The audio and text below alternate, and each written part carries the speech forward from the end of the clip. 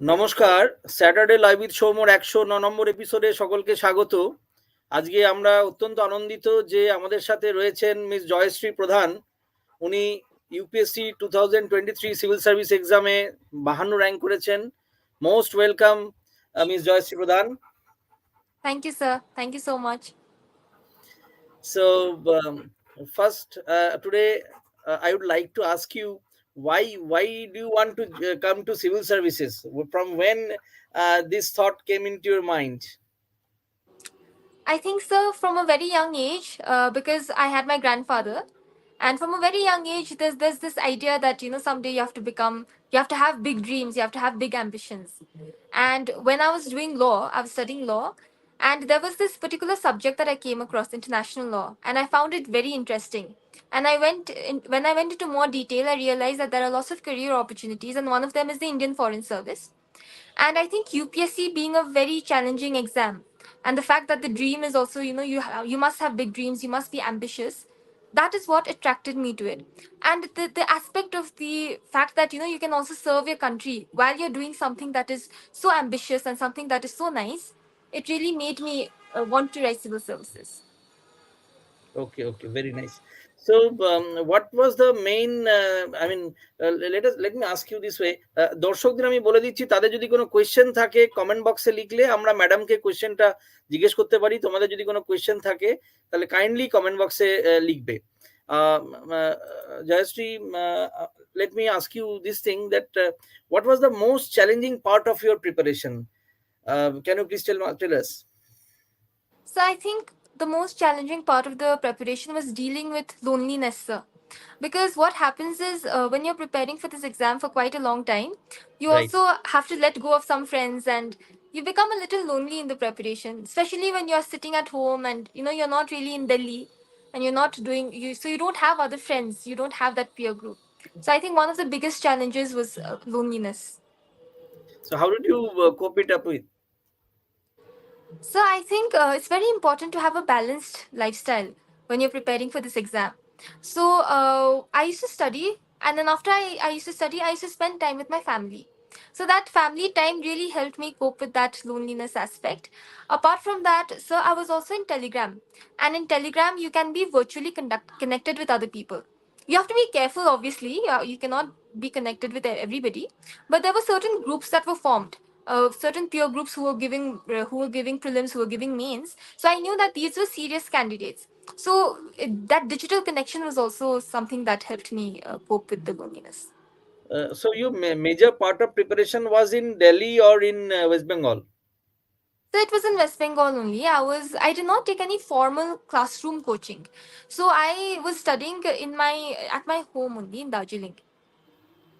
Okay, fine. So people from West Bengal say a lot of things, but you didn't find any hardship while preparing in West Bengal, like lack of some materials, lack of some resources or anything else? So there are obviously hardships. Like you mentioned, sir, there is the lack of resources, there's lack of proper guidance. But I think, sir, because now we have the internet, I think in the olden days it was mandatory for you to go to Delhi and do all the coaching and everything. But now you can always choose, you can pick and choose. So for me, the way I went about it is I watched a lot of toppers videos. And when I watched a lot of toppers videos, I realized they were talking about the same few sources. Everybody was referring the same source. So I just ordered those books online. And if I had any difficulty, I just go, Google some things, YouTube.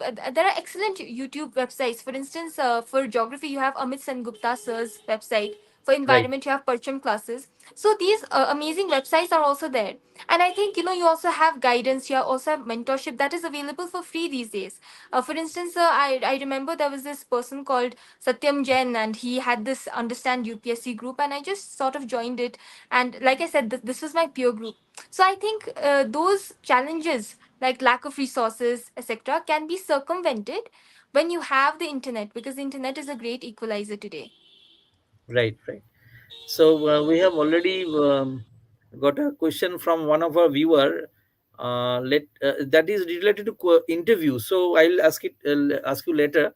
So now my next question will be regarding the preliminary examination. Suppose someone is from the very beginning is trying to appear for the or prepare for the preliminary exam only, then how should he or she start with the books and all, and what should be the approach for preliminary exam, and that has the GS part as well as the CSAT also. So for the GS part, I'll talk about the GS part first. Right. The GS part is quite simple when it comes to prelims preparation. In mains is a bit more complicated. The Right. reason why I'm saying it's simple in prelims preparation is because you have the same basic resources. So those are the resources you must know from from page to page, cover to cover. So you must know them very well. And for GS, what you should do is you should study those topics very well, those books very well, and you should take subject-wise tests. When you take subject-wise tests, then you become an expert in that particular field, and you realize what is your strong point. For instance, polity was my strong point, economy was slightly weaker, so I knew that in the actual exam I would attempt more polity questions versus economy questions. So taking a subject-wise test becomes very important when it comes to the GS parts for prelims. When it comes to CSAT, it depends on your strengths and weaknesses. My strength was reading comprehension. So reading, I'm good at reading, and math and logical reasoning was the other part of it. So what I used to do is 2 months before the exam, from 2:30 to 3:30, or from 2:30 to 4 o'clock, I used to sit and I used to practice previous year papers. And I used to sit and practice previous year papers, and whatever themes and whatever topics that I found difficult, I would go a little more deeper into it. So in that way, I also could do my CSAT well. So for prelims, what is required is control over the GS subjects, and for CSAT, what is required is practice. And overall, so I would say for prelims, what is also important is lots and lots of practice. You must give mock tests. I used to give subject-wise mock tests and overall mock tests, but you also must practice a lot of previous year questions. And if you can practice daily about 20 to 30 questions, then you are good to go, because you would have practiced more than 10,000 questions by the end of 1 year. And this is good enough for you to clear prelims, I think. Okay, thank you so much for this elaborate answer. But I would like to ask you that whether the whole book should be read, or I mean, from cover to cover, or some suggested part is, I mean, suggested. So I would say you have to use very limited resources. My resources are very, very limited. And when you're using these limited resources, you must try to read the important chapters at least cover to cover. Obviously, you can't read the entire book cover to cover. That is going to be impossible. But at least for instance, I'll give the Spectrum as an example. In Spectrum, there's a summary. After every chapter, there's a summary. The summary summarizes the entire chapter, and it has a lot of factual information that you must know from cover to cover. Similarly, in polity, the articles and certain factual information, that is what you should know properly, sir. Okay. At this point of time, can I ask you to share the book list for preliminary examination, or including the CSAT part also? What books should be referred to? Yes, sir. So for prelims, I'll talk about the resources, GS Yes. resource. Coming Mhm. to history, starting with ancient and medieval history, class 6 NCRT and class 12 part A NCRT. So these NCRTs are very important for building a foundation, and that it clears your base. And even for medieval history, class 7 NCRT and class 12 part B. That is the source for ancient and medieval history. And also, so there's this book called Lucent that comes, and the first 20 pages of it is excellent when it comes to art and culture and ancient and medieval history. That is what you must follow. After that, sir, when it comes to art and culture, Nitin Singhania is recommended, but I found Nitin Singhania sir's books to be quite bulky. So there's also summary that comes. And there was this video online, an academy video that summarizes the entire book in 8 hours. So I watched the Okay. 8 hour video and I made notes out of it. And this was my notes for art and culture.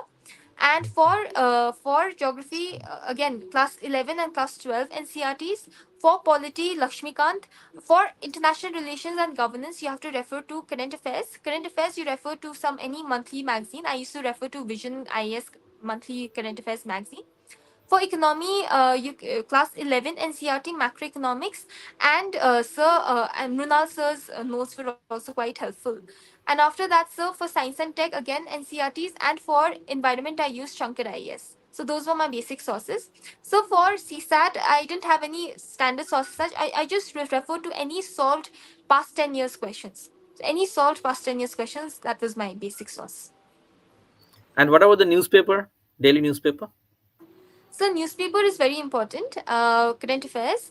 So I used to read the Indian Express. I used to read the Okay. Indian Express for current affairs, the Indian Express, and after that, so the monthly magazines. The Vision I used to Okay. refer to the Vision IS. You can refer to any other source that you like. I used to refer to the Vision IS monthly magazines. Sir. And you read Indian Express each and every day. Yes, sir. Okay. Did you take any notes from those newspapers, or just studied it like that only?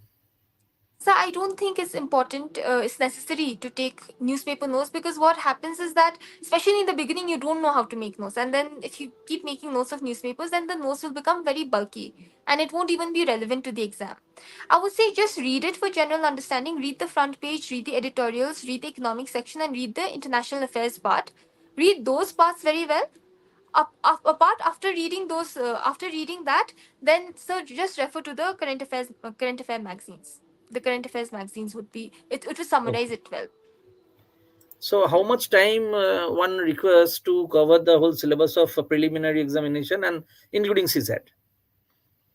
Ideal time, and may be different for different people, but normally, how much it takes?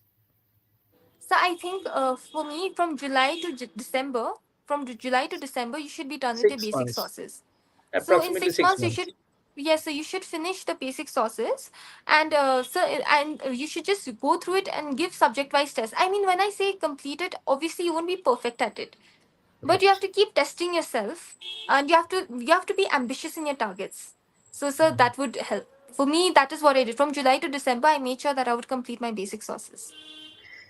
Could you provide the insights in your daily study routine during your preparation period? I Yes mean, sir. six So I months, used but to. how many hours?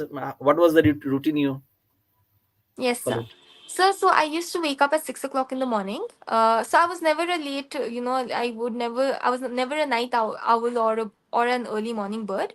I used to sleep for 8 hours.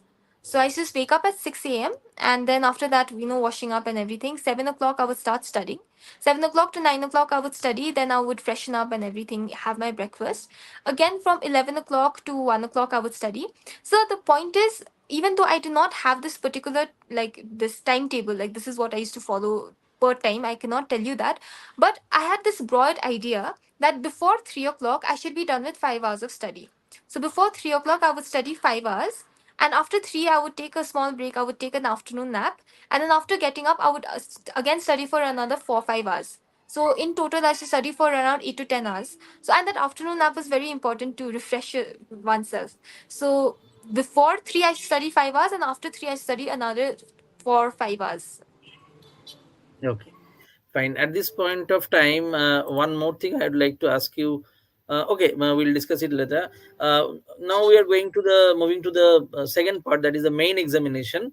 So, first of all, what about the paper B? Someone is asking about paper B. Nilanjan Chanda. Good evening, ma'am. Can you kindly share the preparation strategy for paper B English language? I think, did you prepare separately for the language part? No, is it? Can I please ask clarification to Niranjan? Is Are you talking about the mains or or the prelims? He's talking about the paper B, that is paper A and B, which is in the main part, isn't it? Means, Language oh, there is papers. no preparations. See, the thing is, you just need 25% to qualify. So 25% is even lesser than 33% in CSAT. CSAT, you need 33%.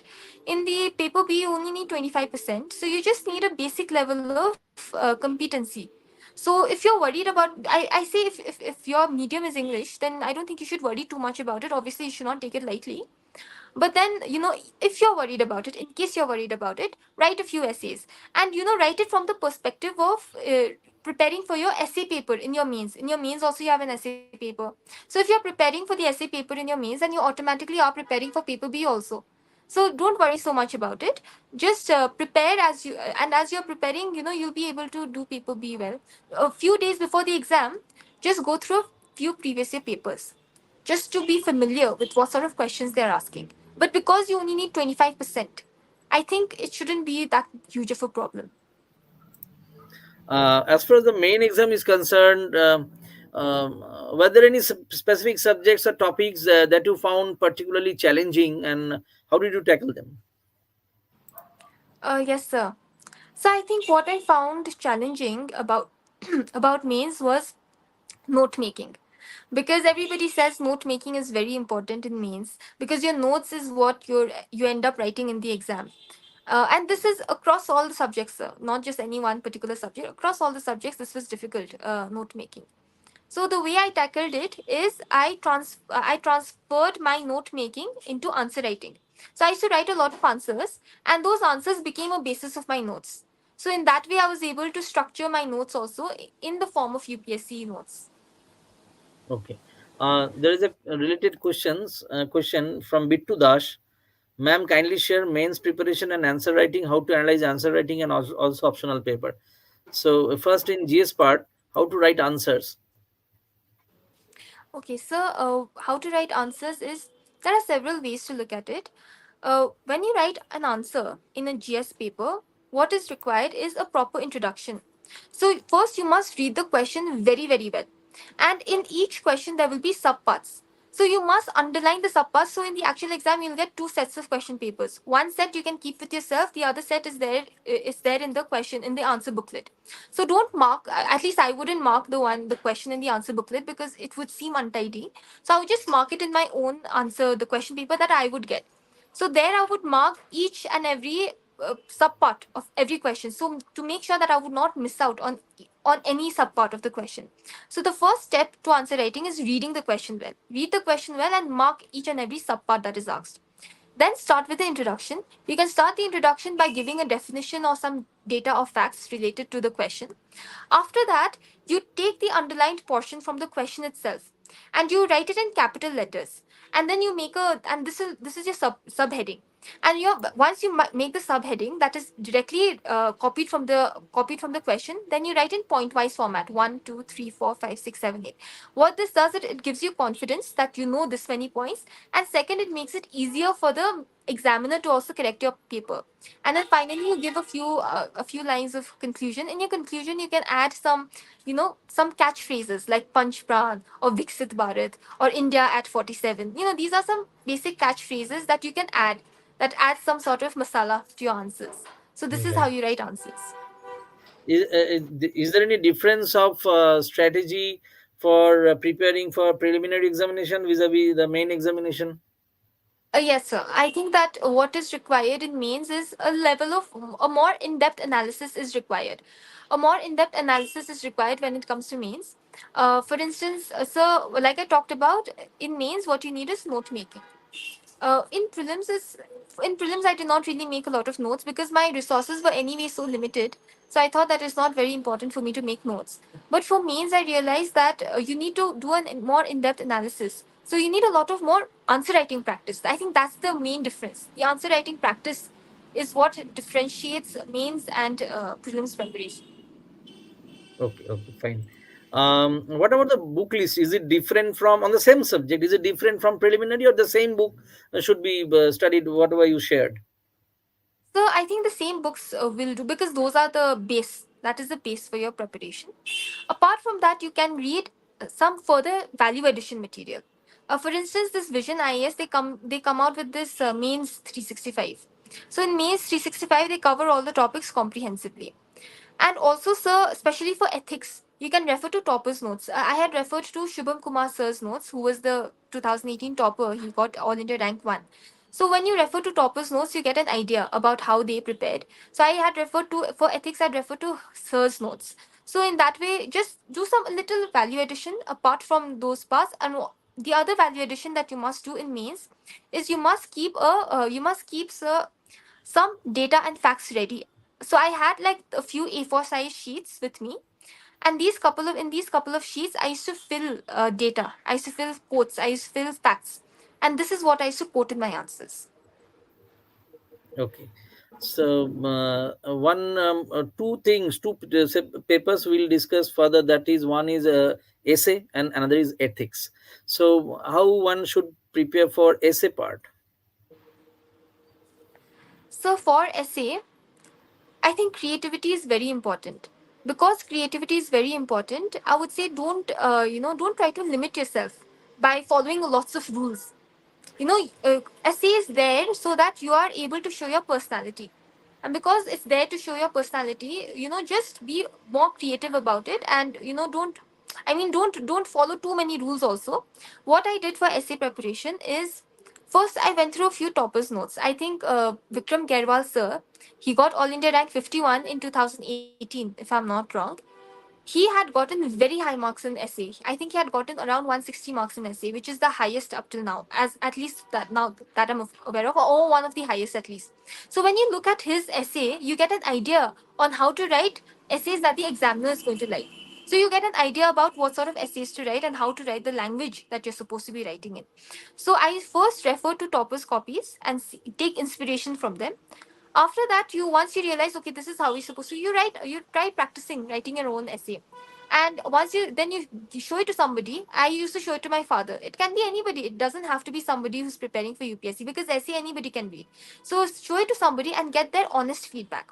After you get the honest feedback, then make sure you have a list of quotes, again the quotes and the data part, which is also going to be important for ethics. So that's going to be very relevant. So I made sure for essay, I had a list of quotes, I had a list of data, I had a list of facts ready to add as value addition points in my essay. So this is how I prepared for essay. I think I only practiced about 5 to 6 essays. I didn't practice a lot, like I said, because I didn't want to make it very mechanical.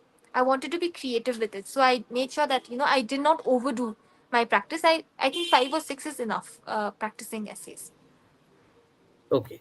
Another thing is the ethics part, ethics, aptitude, and etc., including that case study part and all. So, how did you prepare for that paper? So I think ethics is a most interesting paper, because there's a lot of case studies there, and there's a lot of interpretation also there. I think essay and ethics is very similar in the sense that you cannot mug up, or you cannot have this standard sort of answers there. You must show a bit of creativity. You must show a bit of individuality in these answers. For instance, when an ethics paper, when an ethics question asks you, what does integrity mean to you? You have to write what does integrity mean to you. So you cannot write what the book says. So in that way, ethics is very interesting. I think for ethics, what is important is the syllabus. The syllabus of ethics is very, very compact. It's small, it's very compact. And what you need to do is you need to make notes of each and every word of the ethics paper. Each and every word is important. Make sure you make notes out of it. After you make notes out of it, try to incorporate diagrams also. Here you can take inspiration from toppers copies like Shubham Kumar sirs. I refer to Shubham Kumar sirs. It's a very tiny. He has a lot of diagrams in it, so I refer to his diagrams. And I made sure that I made these notes. And what is also important is make sure that you have a lot of examples. Take inspiration from various IAS officers, IPS officers that are very famous, and make sure you are quoting those examples in your answers. This will show that you are serious about this job, and you really want this job, and you know all these people who are doing good things in this service. So that is your value addition, sir. Okay, it's a unique strategy. Anyway, let me discuss one of the questions as being asked in comment box. Madam, regarding newspapers, the Hindu, Indian Express, which would be more effective? Just a question. Can you please answer? I think it's a question of personal preference. Whatever you feel more comfortable with. I felt more comfortable with the Indian Express. I'll tell you why. It's because the economy section of Indian Express is very well given. It's written very well. And it's very understandable also. So, mostly because of the economy part, I used to refer to the Indian Express. And also, I think it has a little more factual information. So, but again, it's a matter of personal preference. You can choose any. Okay. Another question. Now we're moving to the next part, that is the interview part. So, how did you prepared for it? And another question which has been asked in comment box, ma'am, please share questions asked in interview regarding West Bengal. Okay. So, your preparation, how did you do it? So, for preparation, after my mains results, I went to Delhi for interview preparation, because I knew that I was staying alone in my room and I needed a bit more introduction for interview preparation. And sir, I'm very lucky that I found lots of mentors there. when I went there. For instance, I met Sachin Jain sir from Ensure IAS, and then I met Mohan sir from IAS Baba. And all of these people, what they did is they instilled some sort of faith in me. They said, okay, you know what, you're good to go. You'll get good marks in the interview. So when you go there, when you go to Delhi, go to a few institutes and take some and just take a one-to-one mock or take panel mocks. This will give you confidence in the actual interview preparation. Apart from that, your DAF, your detailed application form, also becomes very important. This is sort of like a CV that that the interview board has before them. So you need to be very careful about filling that DAF, and you need to prepare each and every aspect of that DAF very well. So my interview preparation was twofold. Number one is giving interviews, mock interviews. I gave mock interviews at lots of places. I gave it at I gave it at Vision IAS, I gave it at Next IAS, Ensure IAS, Next IAS. So I gave it at a couple of places. One part of it is that. The other part of it is preparing your DAF well. So knowing more about yourself. So that is what we do. And the other thing, Newspaper. what was very important for me is also peer discussions. So I made groups. These were people who were writing means these are people who were giving interview also. So I had a current affairs discussion group. I had a law discussion group. So every day we used to sit and we used to discuss as friends, as people who are appearing for the interview, questions and answers in the interview format. So that was very important. Okay, okay, is a very good one. And one more thing, did you do any job during your preparation or not? Just you were just only preparing for the exam, isn't it? So I was only preparing some. Yes, yes. Let me ask you, how did you, I mean, balance your time between studying, relaxing, and other activities? You said about it earlier, but just specifically balance of studying and relaxing and all. So I think I followed the 888 strategy. That is, you have 8 hours. So 8 hours for study, 8 hours for relaxation, and 8 hours to sleep. So in the beginning, at least I followed that. Slowly, once you are used to 8 hours, then you increase the time to 8 to 10 hours. So the way I used to do it, so is I used to take breaks in between. I used to take breaks. So once I study for maybe 1 hour or 2 hours, I used to take a break. I also used to take afternoon naps. Afternoon naps, I think, is very important for somebody who's studying for 8 to 10 hours a day, because otherwise the day feels very long. But if you sleep in between and then you wake up again, you feel refreshed and you feel like, okay, I can study again. So taking afternoon naps, making sure that I was spending quality time with my friends, with my family, and even my friends, a few selective friends, I used to talk to them on the phone. So this is what really helped me, sir. So this is how I used to balance it. One question we missed, Vedaduti Ghosh is also reminding us, ma'am, what questions were asked for in respect of West Bengal? So I think that because my first preference is the Indian Foreign Service. Most of the questions were related to international relations and international law. I wasn't asked. I was asked a lot of questions with respect to West Bengal in the mocks, but in the actual interview, I wasn't really asked anything. I think there was only one question, which was a very. It wasn't even related to West Bengal. He just said, oh, you are from Darjeeling, and then you went to Bangalore, and then now you're here. So does that enhance the pan India concept? That's all. So he did not really. I was not really asked any questions on West Bengal. Do you have any relative, any of your relative in IFS? Because why did you choose IFS compared to IS? So I don't have any relatives in the IFS. So I chose it because it's my area of interest, and I think that is very Okay. important to be interested in the job that you're applying for. So. Okay, okay, fine, fair enough. And one additional thing I'd like to ask you. See, it happens that while you are studying a lot of time, it happens that you don't want to study because you are disappointed with it, and sometimes you think that you cannot make it. Okay, sometimes it happens. I don't know whether it happened to you also, not. So in that case, in that situation, what did you do, or if it happened to you actually? So Some ups it and downs, what I'm happens. talking about. Yes, sir. Yes, sir. Very much so. I think it's a part of your journey, and I think anybody who's serious about this preparation, because this preparation is so long, it's at least 2 years. All of us, we do face those moments where we feel as though we can't make it, and I think in those ups and downs, it's very important to have a good emotional support system. And for that I had my family, and my family always believed in me. They always saw the best in me. They always told me, you can do it, you can succeed. So for some of us, our family is very supportive. For some others, their friends are very supportive. So whoever these people are, keep them very close, because they are going to help you, see, they are going to help you see the best in yourself when you don't see that in you.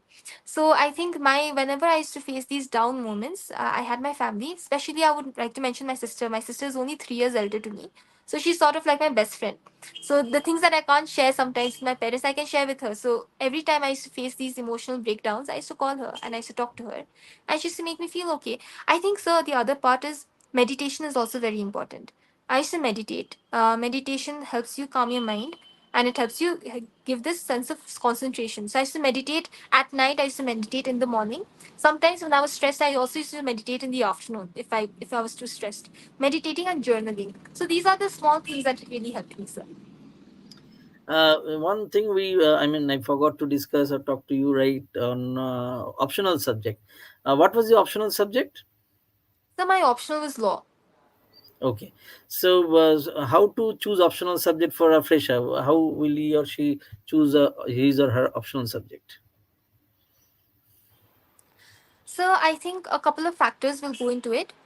Number one is, sir, your interest, because you have to study the optional in detail. So because you have to study the optional in detail, you must be interested in it. If you're not interested in it, it's not going to work out. Number one is that. Number two is whether you have guidance in that particular field, or whether if you don't have guidance, whether it's a graduation subject. Because it was my graduation subject, I decided to take up law. But if you're taking a completely new subject, which is not related to your graduation, then I think some sort of guidance might be necessary. So I think these two factors is what you must take into consideration when you're picking an optional subject: interest and guidance. Ach- Okay, we got another new question. Let me put it there. What approach should we take for 2025 aspirants? Okay, I think if you're a 2025 aspirant, you have a lot of time, and because you have a lot of time, you must use it very, very wisely. And if you use these few months wisely, then I think you'll be able to make it, and you'll be able to do very well. So the strategy that you must adopt as a 2025 aspirant is, please have targets. So don't think that the exam is in 2025, so you have a lot of time. Don't think that way. Have set very ambitious targets. You can subscribe to a test series. It must have started by now for 2025 also, a year long test series. Either you join a prelims test series or a mains test series, whatever it is, or you can join both. What it does is it makes sure that you remain accountable throughout the year, throughout your preparations. Every week you have to give a test. So now you're not thinking of the exam that is 1 year away, you're thinking of the test that is 1 week away. And that is the sort of mindset that is required to clear this exam. You must take every day on a day to day basis. So you think of it like, take a test series, and that is how you'll complete your entire syllabus also, and you will be able to assess yourself. So the most important advice I would give to 2025 aspirant is, have a schedule. And to have a schedule, test series are really helpful. So you can join a test series for that. Aspirants sometimes think that, okay, I will study further, then I'll take the test. Okay, I'm not prepared right now for the test. So what should your what should be your opinion? So I think you will never be prepared for any test. You will never be prepared for any test. You will never be prepared for the exam also. One day before the exam, you will be thinking, I wish I had more time. I could study more. So that time will never come where you'll know everything. So you just have to, give. And when I talk about these tests, they are done in stages. So it's not like they will give you a very difficult test in the very beginning. The first few tests are the foundational tests. They'll be very basic tests. They'll be from the basic sources. So just go take it step by step. Testing is very important in this exam. At the end of the day, this exam is about practice. It's not, the knowledge is there, but if you don't practice it, then you won't be able to apply that knowledge. So I would say testing is very important. I would say start giving tests. Once you feel a certain level of confidence. But yes, if in these tests, I would say especially in prelims tests, if you are scoring less than 50, it means your concepts are very weak. So if you're scoring less than 50, then maybe you study more and then you give the test again. So again, when I say give tests, don't keep giving tests over and over. Make sure that you are giving yourself time to actually assess the mistakes that you've made. That's also very important. You must assess the mistakes that you've made, and you must see what you could do better. That is the most important part about tests. So give tests, but also analyze them well. Sometimes it happens that we don't find anyone to evaluate our answers. So can someone himself or herself evaluate or analyze his or her answers? So I think there are a few ways to go about it. See, when we are, and we can analyze our own answers also, but sometimes we are not very objective about it when we are looking at our own answers. So what we can do is we can show it to somebody else. I used to show it to my father because my father, he's also very knowledgeable, and I thought that okay, he would give me some basic pointers that this is what you could improve, etc. But apart from, like, just not even the knowledge, but just the handwriting or the presentation, those things, the basic things. Apart from that, so you can also join a test series. It's up to you. It's up to people whether they want to join a test series for evaluation. But if they don't want to join a test series, then you can also join peer groups. For instance, I was in this mains group in Telegram. On Telegram, it was the SFG group. It was done by this person, Understand UPSC. So I was in that group, and then there were a couple of people who were also writing mains there. And when they were writing mains, I remember I found a girl. So she liked my answers. So then we started evaluating each other's answers. So she used to send me her answers. I used to send her my answers, and we used to evaluate each other. Both of us cleared mains. Both of us cleared mains. So in that way, that peer reviews also helps. Okay. Uh, we have another question from Akash Roy. Let me put it there on the screen. Ma'am, from when you started this just question, from when you have started your UPSC preparation? I mean, she's talking about, he was talking about the time period. I mean, isn't it? I mean, after graduation or before graduation or during graduation, what? So I prepared my UPSC preparation from January 2022. So January 2022, I thought. So see, the thing is, sir, the thing about me is because I studied science up to class 12. After that, I did BA LLB. So I think I had a base in science. Then I had this base in arts also because I had done BA, and then plus I had a base in optional, which is LLB. So I had this base ready. So from 2021, I started my main preparation for UPSC, the actual preparation. Okay. Not Uh, sorry, not 2021, so 2022. 22. I'm Right. 2022. 22. Right. And what about the law optional? How did you prepare for your law optional? Actually, it So was I your think, right. Okay. sir, for law optional, and I think even for any other optional, what is required is you need to have again, for main syllabus is the most important. So once you have the syllabus, you take the syllabus, and you make sure that for every topic you have a list of questions, the previous year questions. You have a set of compiled previous year questions with you, and once you have these compiled previous year questions, you I used to make model answers for them. So my entire optional preparation was based on PYQs, previous year questions, making model answers for the same, and trying to revise those case laws and revising those articles over and over again. This is what helped me. Do you suggest someone who don't have that this thing law as an in his or her background to take law as an optional? So I think law is one option that anyone can take. It's not a lot of non-law graduates also have taken the law option, and they've done very well. I think All India rank 6 in 2018, if I'm not wrong. Uh, I think he had economics in his graduation subject, but he took law as his optional, and he did very well. So I think it depends. You can take law as your option, but I think if you don't have law as your graduation subject, then coaching might be required because law does need certain level of understanding, which coaching is might help you. So if you don't have law as your law as your graduation subject, you might consider the possibility of taking coaching for it. Ms. Pradhan, one thing I'd like to ask you, that someone is trying to prepare for next year UPSC. So, what should be his or her approach for preliminary first, then mains, or prelims mains at a time in both way? I mean, what should it be the ideally preparation? So the prelims and the mains, they have to go hand in hand. They have to go Okay, hand in hand up till December. After okay, after December is completed, then from January you can do prelim specific preparation. okay. For the next for 5 months, okay. Isn't it? Okay, we have already replied one of most of the question. One question I can put it like, ma'am, when should I cover main related subject like security, IR? Ma'am, PT 360 will cover science, technology, environment like topic. Okay, so for IR, international relations is something that you do along with prelims preparation. So whatever you're studying for prelims will be relevant for your mains also. For security, you can refer to any online notes that you find. There are lots of online notes available for security. So make sure you follow those online notes. And you can do this after your mains also, after your prelims also, because I think security part is very compact.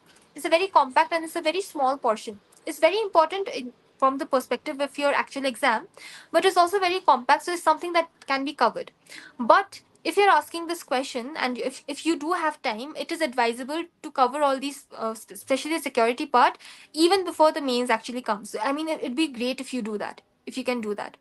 But if you are not able to do that, if you don't find the time, then don't worry, you'll be able to clear it after, you'll be able to make up for it after prelims also. So for security, any booklet will do. For IR, whatever you're studying for prelims is also important. And again, for science and tech and everything, your means 365 P365 will cover it. Was there any plan B for you? I mean, So if not this one, then what? So I think my mindset with, and this is my personal view, other people may have a different opinion. My personal view is for the first two attempts, you should not have plan Bs. So the first two attempts, you should give it as though it is your last attempt. Like this is going to be my first and last attempt. This is going to be, and you're, even in your second attempt, you're saying this is going to be your last attempt. And when you study that way, you'll be able to focus, very well. Or if you reach till the age of 25, because till the age of 25 is anyway your studying years, so you don't really have that much pressure also. So I think up to that point you can afford not having a backup plan. But after your third attempt, or after a certain age, then I think it is advisable to have a backup plan, because then it will give you confidence that if not this, I can do something else, and that confidence is very important to clearing this exam also. So my viewpoint is, up to first two attempts, maybe, just give it your all. And what is the I mean, this question will ask you, ma'am, what time you gave in an optional and GS subject respectively, the division of time, I mean, he or she is talking about. So for optional, what I did is for throughout the year, what I did is I gave 60% of the time to GS, 40% to optional. Mostly because, again, I think I was a little more biased towards GS because I already had law as my graduation subject, so I already had that base. So all I had to do was make notes, and model it, like have model answers according to the PYQs. So throughout the year, I gave 60% of the time to GS, 40% of the time to optional. And then from January onwards, I left optional completely because I was completely focused on prelims preparation. And then after prelims is when I gave more time to optional. It was the opposite. After prelims, I used to give 60% of the time to optional, 40% of the time to GS. So this is what I did. There is an interesting question from Vedaduti Ghosh. Ma'am, did you prepare for WBCS exam? If you It can, was in my mind actually. I had it on my mind. I thought I should prepare for it. I remember after I gave my first prelims, UPSC prelims, I even filled the form for WBCS. I did fill for it, but then by the time the results came out and I had cleared it, I had cleared UPSC prelims. Now I didn't have time for UPSC mains. I didn't have time for anything else. So I just gave my entire preparation to just UPSC after that. I did fill the form. I could not prepare for it. I did not give it. okay, fair enough. And we have mostly completed all the queries, probably. Last question, I mean, last advice. What advice would you give to aspirants who are, I mean, currently preparing for UPSC examination? The Last, exam I would and give, briefly sum up like of this. the advice that I would give to UPSC aspirants is, please just take it as an exam, and don't make it a life or death issue. Because what happens is, if you take it as an exam, you'll be able to do better in the exam. You'll have less pressure in the exam hall. So in order to take it as an exam, make sure you take it on a day-to-day basis. Forget about, whether your name will be in the final PDF or not, because that is not in your hands. You cannot control it. So just focus on what you're doing every single day, and just focus on doing your best every single day. And when you do your best every single day, the satisfaction that you feel at night, when you go to sleep, you'll feel so tired, you will fall asleep immediately. And then you'll feel a sense of purpose when you wake up, that okay, this is what I'm doing and it means something.